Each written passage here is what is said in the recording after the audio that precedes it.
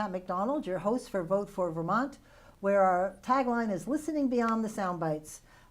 We have Lucy LaRiche with us, who is Vice President of Public Policy for Planned Parenthood Vermont. Get that right? You got it. Thank you, Yeah. Lucy. Thank you for being here. My pleasure. Because about a year ago you were on talking about the same issue about abortion, and we wanted to talk about H.57. I don't know why I kept saying 47. I think it was Act 46 I'm trailing too, so I got the numbers mixed up. But it's H.57, which is a bill on abortion that was passed out of the House and is on its way to the Senate. So that's right. There you go. And it was quite a margin of difference. I think there was only 30, I should have looked it up. It was 106 in favor to 36 opposed. Yeah, okay, cool. So, could you tell us a little bit about yourself and your background? Sure. I grew up in Wolcott, Vermont. My parents were French-Canadian immigrants. I was first to go to college in my family. I grew up on a farm, and I left Vermont to go to college, and I came back, and I was the executive director of an affordable housing development organization where I developed special needs housing, housing for the elderly, housing for low-income parents, and housing for single moms going back to school. And then from there I got into politics. I served in the Vermont legislature for 8 years, 4 years on the healthcare committee. And then from there, I went to work for Peter Shumlin in the Shumlin administration. Oh, that's right. I forgot. Yeah, I was the Deputy Secretary of the Agency of Commerce and Community Development. And then I became secretary of that agency for a short time toward the end of Shumlin's tenure. And then from there, I went to work for Planned Parenthood as Vice President of Public Policy. Good. Well, I didn't write this on the questions, but we've always heard about Planned Parenthood, and they always focus on the abortion, but you all do so much else. I mean, you've got so many services. I don't know if it's possible to list them all, but maybe give us a rundown of what you do. Sure. Abortion, we are, as you mentioned, abortion is the thing that we're most known for. About 6% of the people who come to us are seeking an abortion. Most of our work, however, is in preventing abortions and in contraception counseling and contraceptive insertion of IUDs and making sure that people are connected with the right contraception for them. We also do cancer screenings, screenings for sexually transmitted infections, as well as treatment for sexually transmitted infections, all kinds of care for the LGBTQ community, and just well-person visits and basic primary care. Good for you. That's great.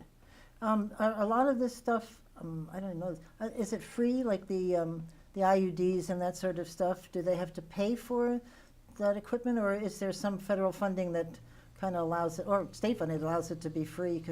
So there are different sources of funds. About 47% of our patients in Vermont are Medicaid patients. So they come to us with insurance, with Medicaid insurance, and so that there's that funding stream. Plus we also have, there's a grant program that began in 1970. It's a federal program called Title X. Oh, for sure. And that's one of your questions later on. We can cover that later. But Title X is a family planning reproductive health care grant program from the federal government. It was designed to help people with contraception, to access contraception and basic reproductive health care.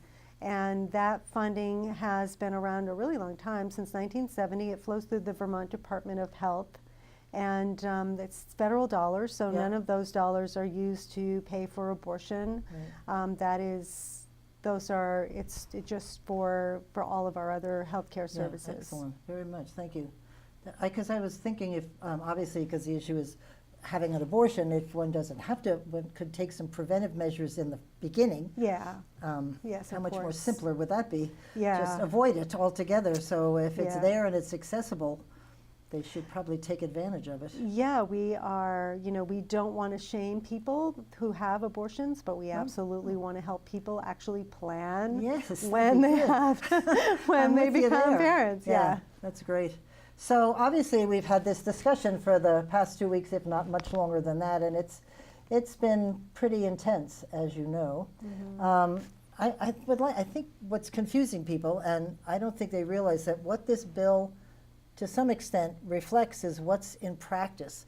Could you tell people that what's now? What's the law Sure. now? And it's not written anywhere, so Yeah.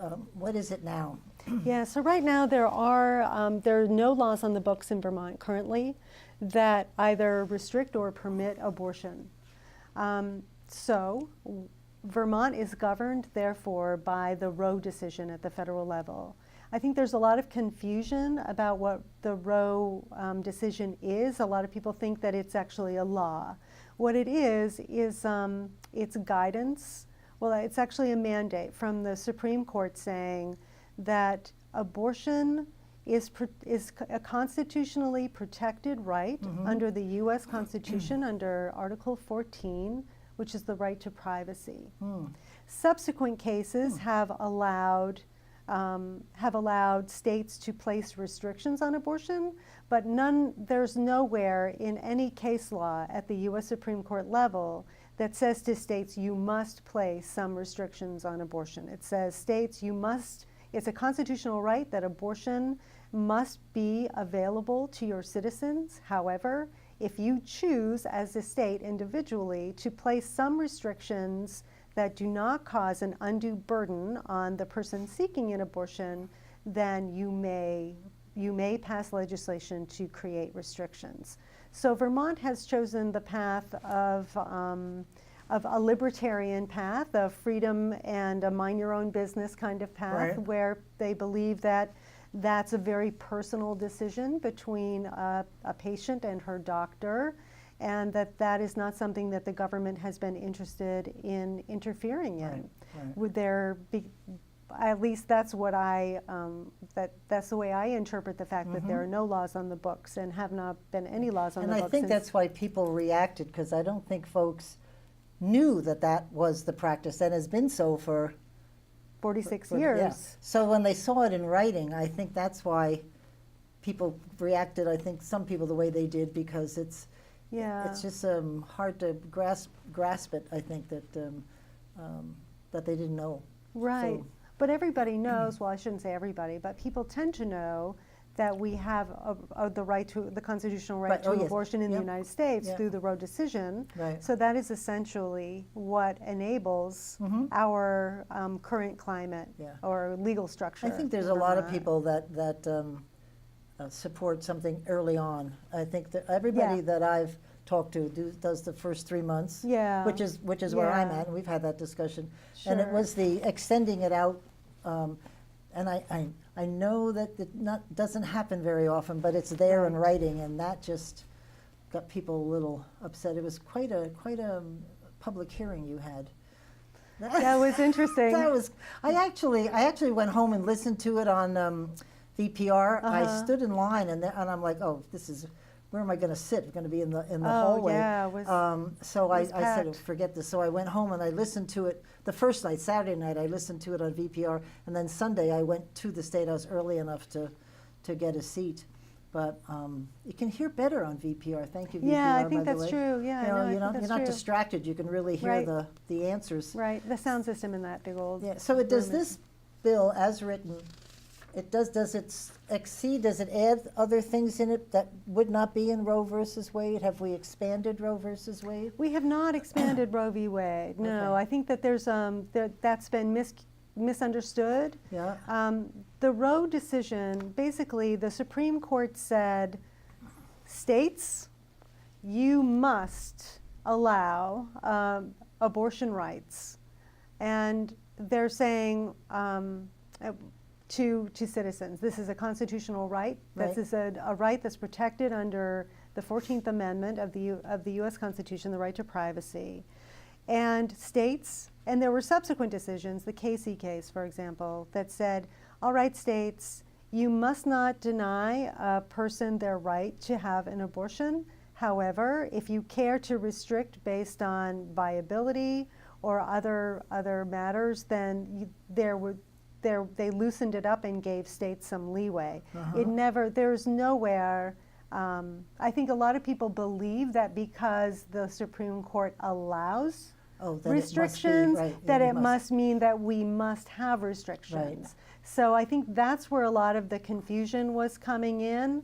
It's actually the opposite, that the Supreme Court is saying there is an absolute right to abortion if you want to want to restrict it. You mustn't. They're not saying you must restrict it, but if you would like to restrict it, you may. But you may do so narrowly, only in these ways and in these instances. And then you use a phrase before as not to infringe on the woman's. So if it's I don't know what the words are, inconvenient. They use the undue burden. Oh, undue burden. Right. Yeah. Right. Okay. Cool. So I'm really glad that you're here because I'm embarrassed to admit this. I know what full term means. I got that part. But what is the difference between partial birth abortion and late term abortion? Those things are thrown around right and left, and I honestly have no clue. So here you go.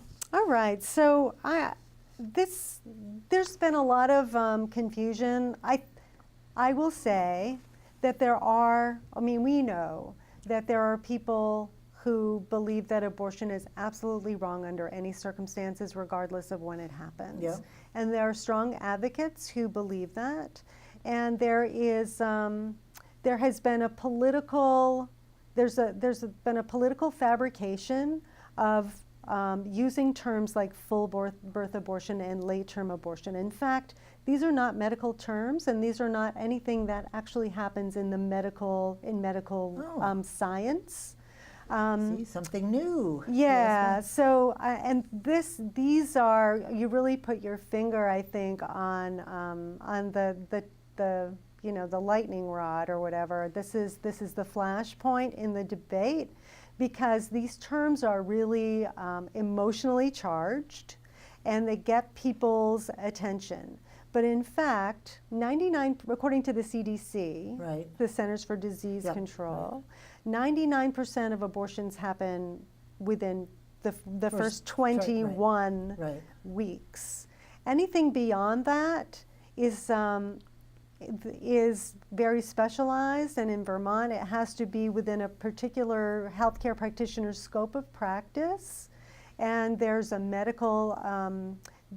ethics review. The healthcare system has structure around abortions that happen later in pregnancy, and they are almost always due to some really horrible complication late in pregnancy. Abortions that happen late in pregnancy are typically wanted babies. Like, there are cases where the mom has painted the nursery, and they've picked out a name, and they really want this baby. And then they learn that there's a severe fetal anomaly that will create suffering in their child. Or they discover some kind of condition that will negatively impact either the health or the life of the mother.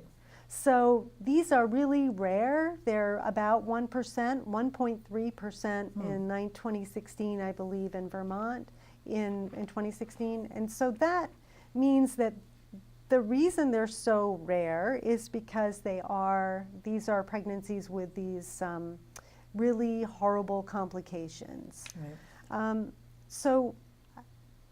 And when they do happen, Representative Till, who is an OBGYN, Dr. Till, Ira Bernstein at UVMMC, and other physicians and medical professionals have testified and have verified that everyone who performs abortion does so within their scope of practice, and lower level practitioners can only perform abortions for a more limited, earlier abortions.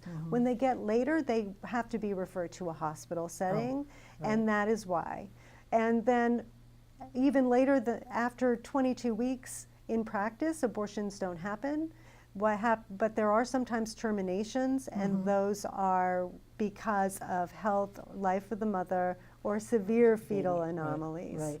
I think the word partial birth abortion, it's terrible. It conjures up some stuff in your mind. Absolutely, like, what the heck absolutely is that? does. It's a very effective tactic of the people who don't want to see any abortions ever, ever, ever anywhere. That's something they came up with very cleverly.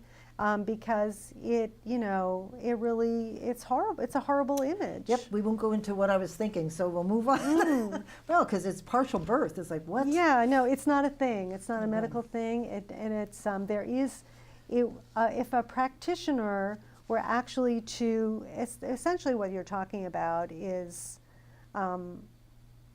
taking a baby, a live birth, and taking that baby's life after it's born. That is, that's not a thing. Yeah. That's not saying, if a doctor did that, they would very likely be facing medical malpractice, or they would very likely be facing serious consequences like losing their medical license. Yeah. So I just want people to know that there are definitely very solid guardrails around the medical profession, around ethics and standards of care that would prevent anything like that description of those two, of this partial birth, would prevent anything like that from happening in reality. I think the feds just did something not so brilliant, in my mind, sorry, but well, we know that they don't always do brilliant things. Didn't they do something exactly what you're talking about? Yeah, they did. They passed a... I'm sorry, but that just... Yeah. I mean, I know we have our differences about this bill, but that's beyond the pale. It really, it's, I hope we never do right that, along Lucy. these lines. Yeah. Right along these lines. Yeah. I don't get that at all. That's just, oof. Yeah. Okay, so I'm doing legal stuff first in the beginning, then we can talk about it. Sure. So I have heard a lot about, in 1972, there was a lawsuit, Beckman versus Leahy, and it was with Jim Jeffords as the AG. It's like, my gosh, everybody's together again. Yeah. So I was told that the bill, passed or not, doesn't change much of anything because Beckman and Leahy is the rule or the law. Is that, to what extent is that true or not true? So I think first of all, it might be helpful to hear what it's actually Beecham, the Beecham decision, was in 1972. So essentially there was a law that was put on the books by a legislature in like 1946, I think, or something like that, that said that put on criminal penalties for anyone who performed an abortion. So that law was challenged in 1972, just months before the Roe decision was decided. And what happened in that court decision was that it ended up at the Supreme Court, and the Supreme Court ruled that because there was no explicit law outlawing abortion in the state of Vermont, then that means that a person who wanted to have an abortion would be lawful. It would be lawful. It would be legal to seek one out. So by criminalizing the very people who would be able to do so safely, essentially deprive someone of their right to an abortion. So they found that law criminalizing people who perform abortions, they found that law unconstitutional for the Vermont, unlawful, and they overturned it. Oh, okay. So, but that does not address, however, the possibility that a future legislature could come forward and say that abortion is not legal. That could still happen, but it would have to be with a trigger law saying, if Roe is overturned, then we will make abortion illegal, which has happened actually just recently in Arkansas. And that makes it the 5th state. There are now 5 states who have made abortion, once Roe is overturned, have said if Roe is overturned, then abortion is not only illegal, but anyone who seeks an abortion is subject to criminal penalties. So people who get an abortion in Arkansas, people are going to get an abortion. Of course. I think I've told you this, and I'm certainly willing to share it to the. Before Roe versus Wade, I had 2 dear friends. Both of them went the back alley route, and one of them almost died because she's just the insides are like upside down, inside out. She could never have a child after that. So when Roe versus Wade happened, they could have gone to the hospital, and so I was not upset with that. I still believe in the first 3 months, and And they would have been, the one woman in particular would have been fine and probably able to have children afterwards. So even when you say no, people are going to get abortion. That's absolutely true. So you go the back alley route again. It's absolutely true. Yeah, I just I remember that because I was with both of them when it happened, and especially the one who got sick. It was horrible, just awful. I can only imagine. So, yeah, no, it was, back then it's like dirt, dark rooms, alleys, and yeah, not kidding what you hear on TV about questionable, that. Yeah, cleanliness, sterile. and, yeah, right. It's like so. What does your bill say about who can perform, and are doctors or people who perform abortions? What are their protections? Are they in the bill to protect physicians, or by not saying anything they're protected? No. Yeah, by not saying anything they are protected. I think this bill really reflects feeling that this is a very deeply personal decision that should be left to a patient and her doctor. Mm-hmm. And so there is nothing in the bill, as there is nothing in current legal practice right now, that says, only certain kinds of providers or anything like that. Okay. The other legal thing that's bouncing around the state house is Proposal 5, mm-hmm. and that is meant. It's called the Declaration of Rights: Right to Personal Reproductive Liberty. Mm-hmm. Can't even speak. And I think that this is intended to go into the Constitution. Yes. So could you explain to us why? Why they're not competing bills? I'm sure they're going to mirror each other in language when all is said and done, right? Or is the H.57 going to be a standalone bill? Yeah. So the way it works, so the Vermont Constitution is very difficult to amend. It's at least a 4-year process, right. Maybe 5-year process, and it's the Constitution is sort of like our supreme law. It's sort of like our guardrails to the legislature. Right. It's the check and balance to the legislature. It says, okay, legislature, you have the ability to make laws, but you can't step over this line, or you can't step over that line. And unless you have a really, really good reason. So that's what the Constitution does. Right. It sort of serves as a backstop to a legislature that might be going a little too far. Oh, no, that wouldn't happen. Yeah, we can imagine. Exactly. That wouldn't happen, but we can imagine that we might want to, plan for that, because we don't know. We don't know what a future legislature will do. So Proposition 5, protecting reproductive liberty. The Constitution is also very, it's sort of foundational kinds of rights. It's sort of aspirational too, mm-hmm. in some respects. So we felt like that we really felt like the right to reproductive liberty was important there, mm-hmm. because in that Constitution there are rights, inalienable rights for citizens and human beings. And what we recognize is that if you are telling someone that they don't have agency over their own body and their own life because of circumstances, because they become pregnant, then you are essentially taking away their liberty. You are essentially taking away their ability to chart their own life's course. Right. You are forcing life on them that they may or may not choose. Right. So that is the idea of Prop 5. It's very high level. It's very narrow yet general, and that's what that's meant to do. It's just meant to preserve the right, correct? I mean, once it's in the Constitution, I'm going to sneeze. Once it's in the Constitution, then that right is confirmed. Yeah, it is. But at the same time, the other part of the language, unless that this is a right that's protected, unless there is a compelling state interest. So this is up for a court to decide if, for example, there's a major. Okay, this is crazy, like scenario. All right, a Mad Max movie. Okay, you're in the future. There's been an Armageddon, and the human race is about to die out, and the state decides this is a compelling state interest. If we don't have more babies, the human race will end. Right. That's an extreme example. For sure. But there could be a compelling state interest where a judge would say, look, yes, you have right to reproductive liberty, but there are some places where the state is in jeopardy here. Yeah. So that language is also in there, so that it creates.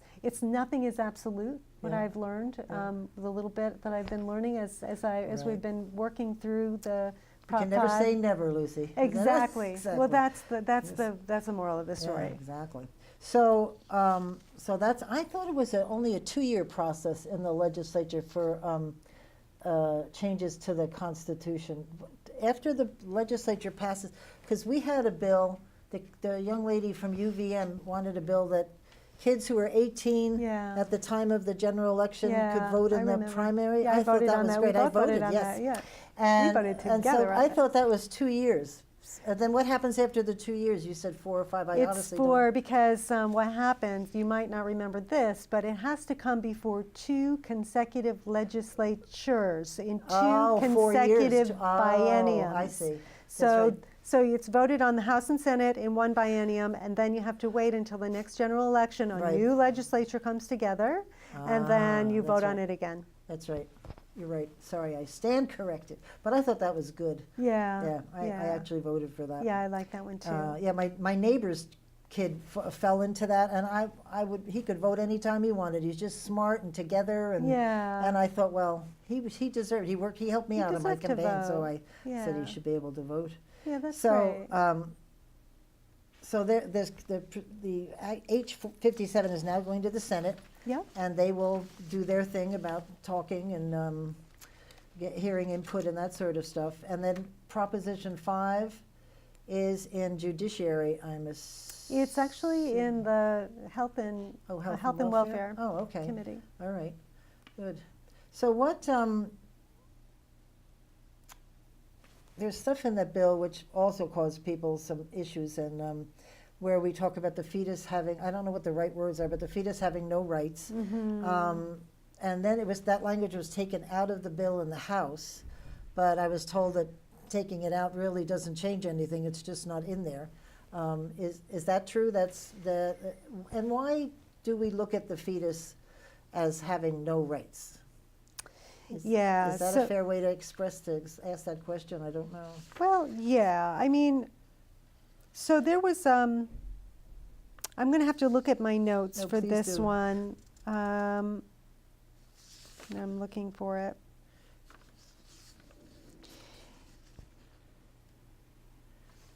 So in Roe versus Wade, because I wanted to make sure I get the legal structure of this. This is a really important question, and the legal structure is part of what dictates this. Because in Roe versus Wade, the Supreme Court established that neither the state nor the federal government can grant a fetus rights that are greater than those of the pregnant person. Oh, interesting. Yeah. So there's a natural tension that exists if you are giving rights to something that is part of somebody's body. Right. By virtue of doing that,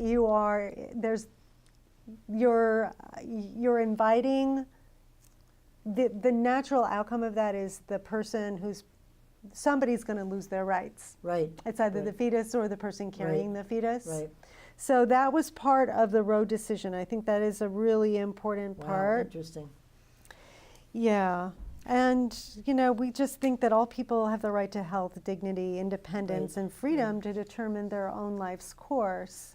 So that means that I think the courts basically affirm that when there's that tension, we cannot afford rights of the unborn to the detriment of those who are alive.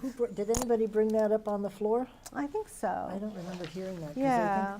I think there's a lot of things on both sides people didn't ask or pay attention to.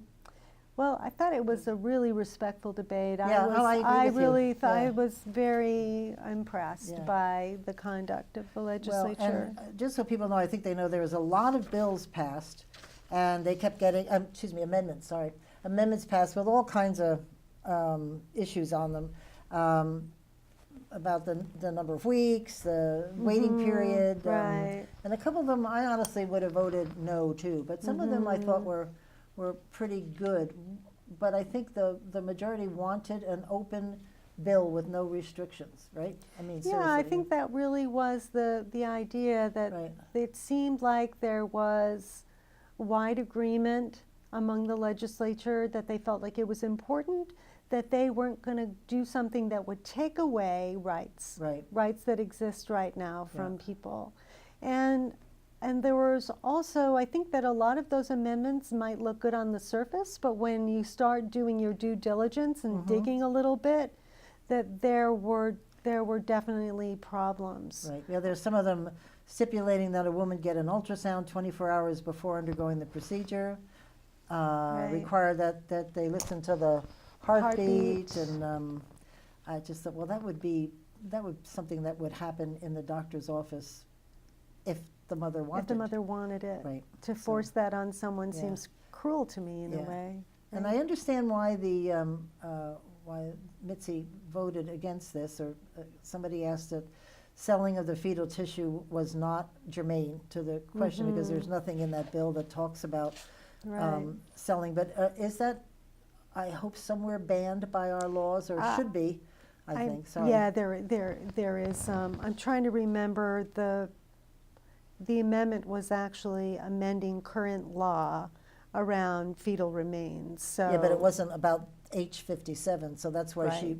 Right, that's why it was found non-germane. Yeah, right. Yeah. Because you can't amend a bill that's not on the being considered, correct? Correct. Remember, Yeah. forget these things. So, and there seems to me, you mentioned a couple of states, there's a lot of this discussion happening around the United States. Do you think it's all driven because of the conservative justices and people afraid that Roe versus Wade is going to, because they can't change it unless the Supreme Court gets a case that asks them to look at it, right? Right. And there are at least a dozen cases circulating in the lower courts that are on their way to Roe that any one of them could have the effect I didn't know that. Any one of them could have the effect of either gutting Roe or completely overturning it. And the other reason why it feels really important to act right now, beyond the fact that we do have a Supreme Court now that will, we believe, overturn Roe. I agree with you. I think they would. I think they will. And we have a president who has said publicly that he believes any woman who has an abortion should be punished. And we have states who are passing laws criminalizing abortion as soon as Roe is overturned. And with the restrictions and the laws that are in place now, if Roe is overturned, more than a third of the people in the United States will not be able to access an abortion. This is not a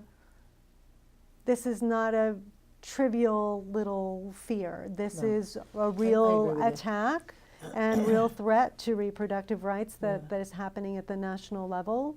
And that I think we feel really safe in Vermont, and like bad things don't happen here, and our rights won't be taken away here. But in fact, we cannot take that for granted. We're not immune from what's happening at the national level, and we do feel like this is important. Well, certainly the Vice President has been. The Vice President pretty clear about where he feels. Very clear about where he is on abortion rights, and he doesn't believe abortion in any circumstances is acceptable. I understand that, and there's a lot of people here, but I just happened, since I knew those two women, and more over the years, I wasn't friends with them, but I knew of them, that they're going to get that abortion some way. Yeah. And so that reminded me, we were asking before, is there, a lot of people can perform abortion, according to, are they trained? I mean, yes. And is there a requirement to be trained? Oh yes. Yes. So the medical profession is highly regulated, and there are processes in place for licensure, and that include a scope of practice. So and doctors, medical providers are overseen by the Board of Medical Practice. So what happens is, within their scope of practice, it basically spells out the things that they can and cannot do. Right. So if abortion is one of the things that they can do within their scope of practice, then they act within that scope of practice. Even if abortion is something that is within someone's scope of practice, there may still be limits on it. Abortion up to 20 weeks, for example, for certain clinicians. And then for physicians, in a hospital, those are the people who are most likely to do terminations later in pregnancy due to severe fetal anomalies, terrible fetal abnormalities, and/or the risk or health of the mother is at stake. So there are very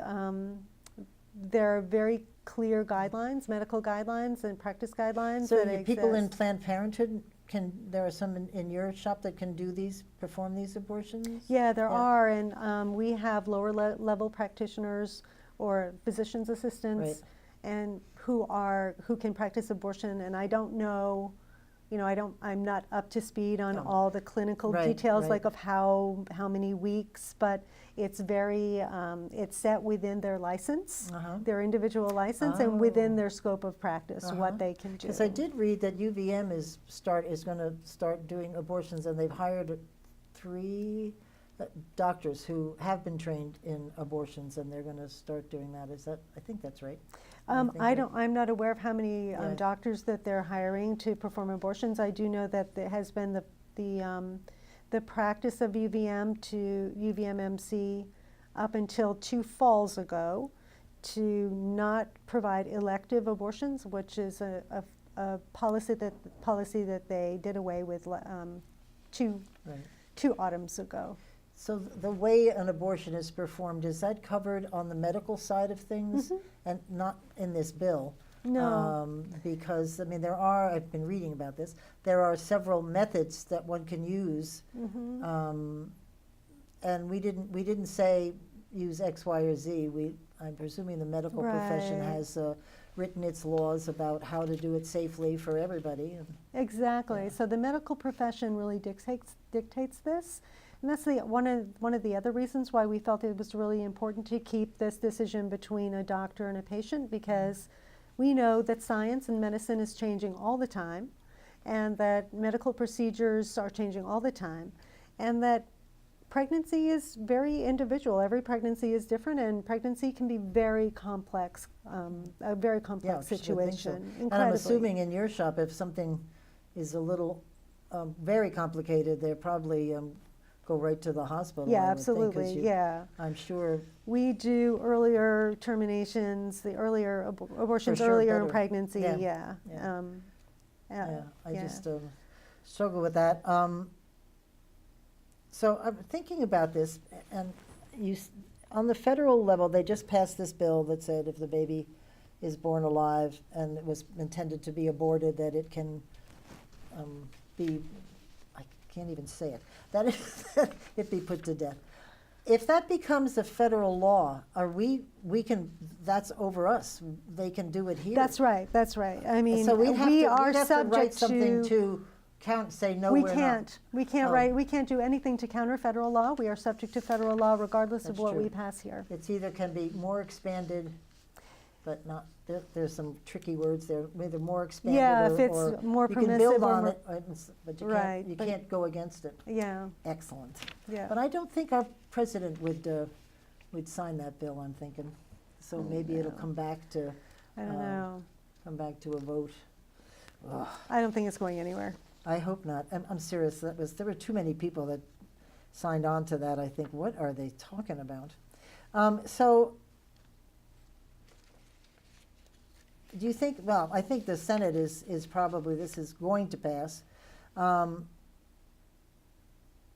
I guess this is sort of the way it's going to be. And we'll be in the, great. We just talked about Proposition 5 will be in the Constitution. Thank you. Sorry about that. I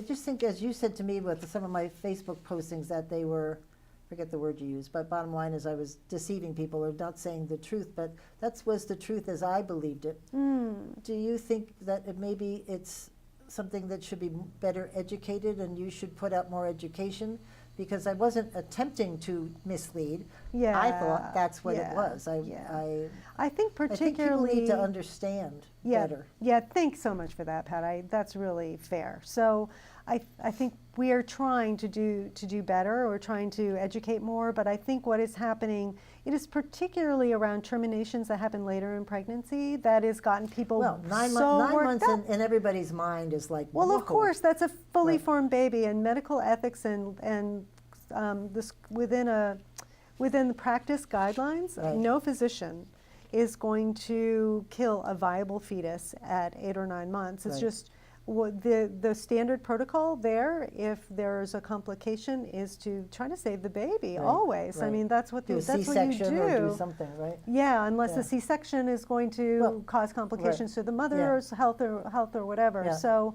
this is something that's completely. The opponents of abortion are really working this angle because it's effective. We have this image of this horrible act, which does not happen in practice, and certainly the medical profession, and does not happen within the medical profession, and for really good reasons. And the medical profession has standards and guidelines and oversight and ethics boards that would keep these kinds of things from happening.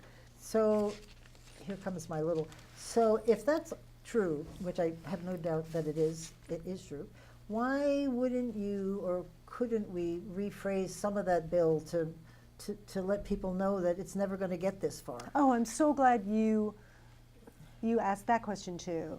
Because the other piece of this is that, because what we're hearing from doctors, what we're hearing from the Vermont Medical Society and other medical providers, is that because pregnancy is so complicated and can be so complicated, and because when something bad happens, it arises quickly and it needs a quick response. The last thing they need is bureaucratic hoops and a government trying to second guess a doctor's clinical knowledge in that very moment.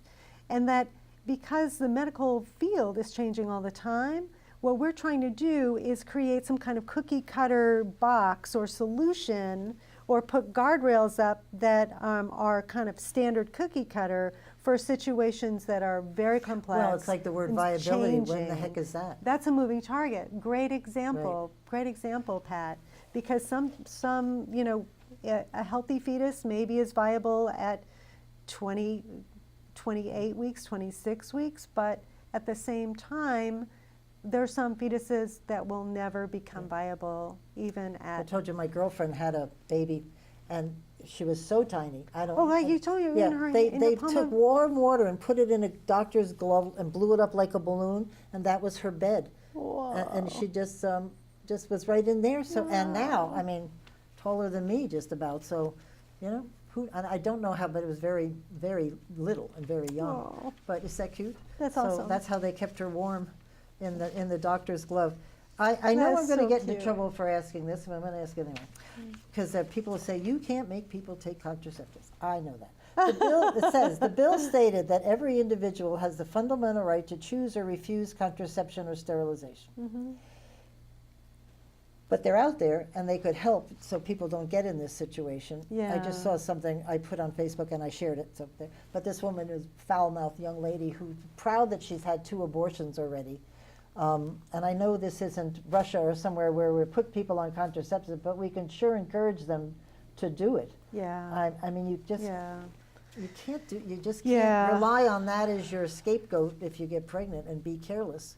You have to take some responsibility. Well, I can share with you what our practice is at Planned Parenthood. When people come in to Planned Parenthood, we find that if people don't want to become pregnant, they're very open to hearing about what their options are for contraception.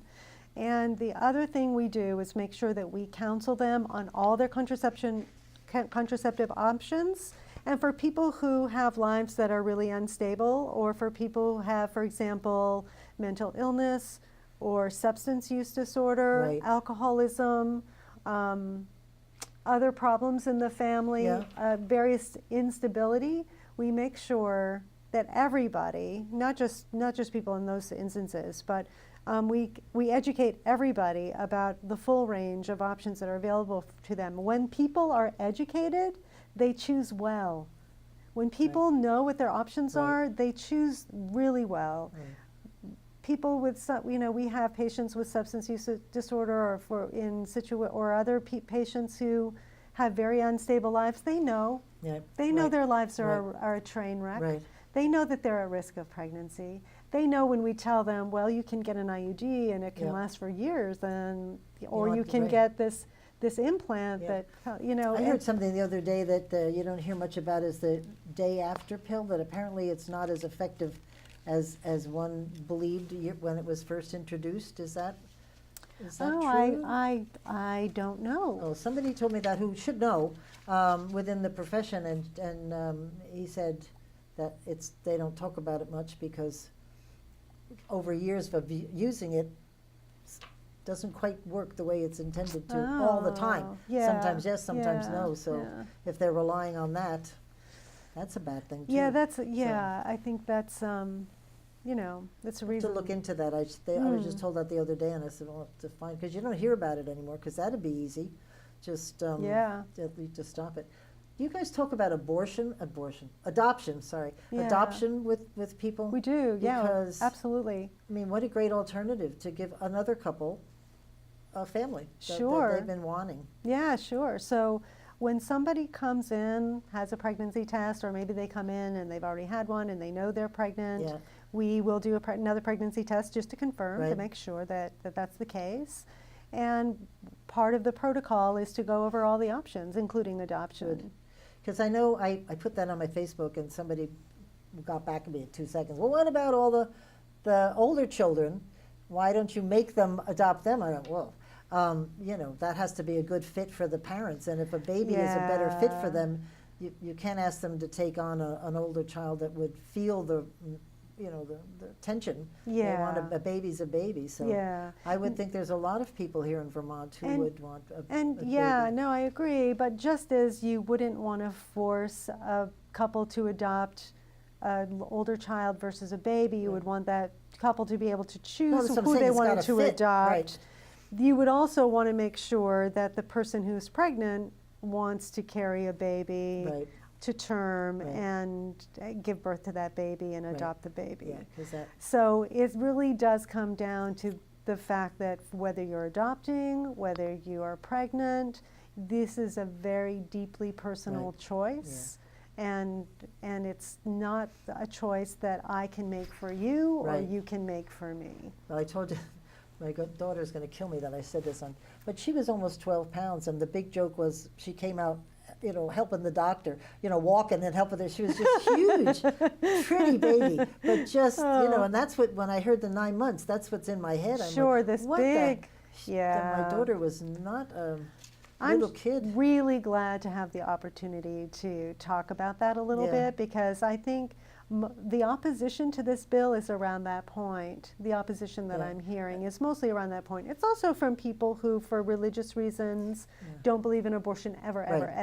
And that, that's one thing. I think they're over here. I think the majority of people I know are into the 9 months and the end of that bill, not the beginning. That's right. It's for that tiny 1% where there are complications, but people don't realize that. I think that's part of this misinformation. People don't realize that these are patients who want these babies, and something really tragic happens to them, and they're being insulted, they're being called evil, they're going through an absolute living hell.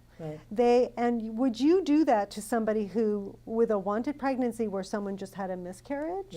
Would you treat somebody that way? No, you wouldn't. So I think, I ask people to have an open mind and have some compassion for people who have to, help anybody who had to face a termination late in their pregnancy. But this is a time where healthcare providers and patients need every option available, and this is the worst time for us to interject ourselves and judge. And this is where we need to inject instead compassion and understanding, because these people are going through a really just the most horrific circumstances, that a horrific life experience that you wouldn't ever wish on anybody.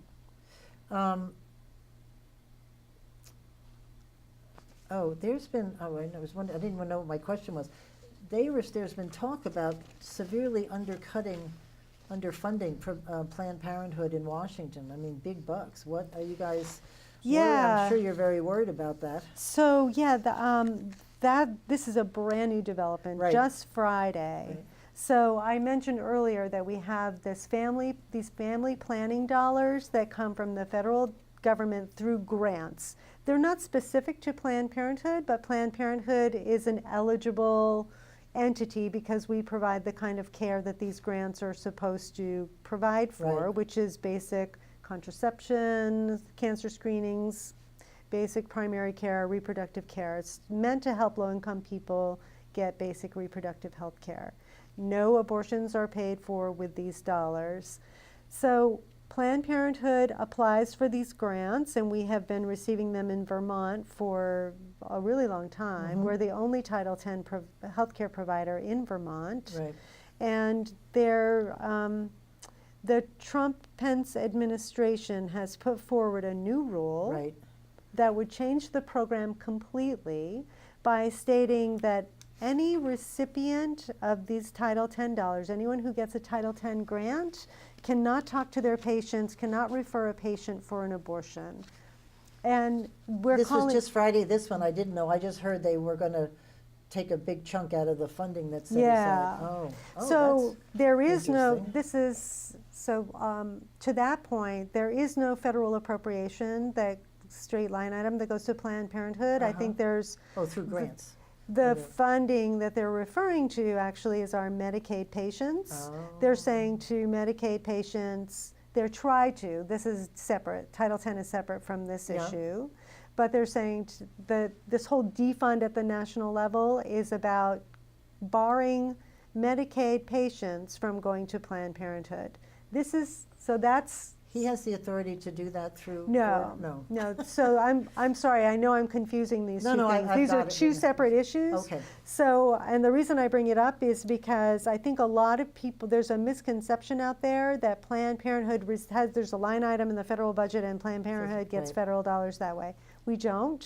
When they talk about in Congress, when they have these conversations about defunding Planned Parenthood, what they're talking about is saying, denying Medicaid patients their right to see the provider of their choice. In other words, saying to Medicaid patients, you have Medicaid, but you can't use it at Planned Parenthood. So the cost is on you if you want to go. Yeah, so there's that issue. And then the issue that you're referring to, the Title X program, that's the gag rule. There's a new rule that was just announced on Friday that would essentially force us to violate our medical ethics in the way we practice healthcare, because a foundational tenet of this program, Title X program, is counseling, is medically accurate, evidence-based counseling to ensure that patients understand all their options and that they're well educated. Right. So basically, it's asking us, it took that requirement out, that requirement that was in the law, it basically took that requirement away. And so now they're saying, and if you refer a patient for abortion, you may not receive Title X. So at Planned Parenthood, we have made the decision that we will not accept Title X dollars because we feel very strongly that it's a violation of our medical ethics. And there was a letter of... Is that all Planned Parenthood or here in Vermont? That's a decision that Planned Parenthood Northern New England has made, and I think nationally, I think all Planned Parenthoods are in the same, because and rely on personal funding on philanthropic dollars. I mean, we will fight this with everything we have. But yeah, we will, and we are absolutely committed to serving our patients. You asked earlier about whether we provide free care, and I never actually answered that question. We do also provide care on a sliding fee scale for people who don't have insurance and people who can't afford our healthcare services, Yeah, we do great. provide. That's good. Yeah. Because that's hard People to do. need it. Yeah, I've been Yeah, it's yanking on the show. I got a prescription doctor gave me. The pills were $400 for 1 month. So good thing it's not life-threatening or life-saving because I'm not buying them. Wow. So can you imagine? I mean, who could afford that? Yeah, no, right, mean, exactly. I worked hard for my little retirement money. Yeah, I know, right. $400 a right. month. Yeah. Oh my God, give me a headache. But anyway, that's good. How many places do you have around Vermont? We didn't get into. We've got a lot of. We have 12. We have That's 12 great. healthcare centers throughout Vermont, and Yeah. they serve.